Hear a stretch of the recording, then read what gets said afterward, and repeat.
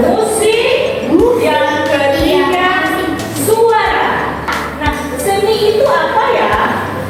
Seni itu apa ya? Bermain alat musik seni nggak? Seni.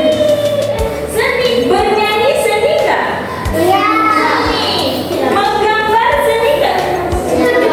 Iya, seni juga. Nah, hari ini kita bermain seni dengan mengenal alat musik. Tadi apa lagi? Pertama seni. Yang kedua musik. Musik itu apa?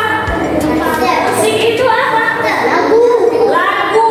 Suara yang dihasilkan dari alat musik. Terus musik itu ada yang bernyanyi, ya kan?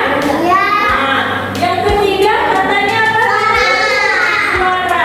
Suara apa suara? Nah, ketika kita berbicara kita mengeluarkan suara.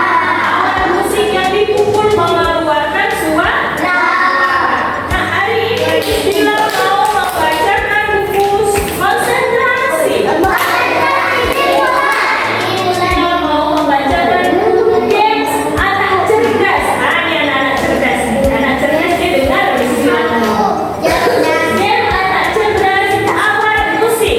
Nah, gimana ceritanya? Dengar ya, Istilah bacakan sekali. Nanti Istilah tanya. Bermain musik bersama. Itu judulnya. Apa judulnya?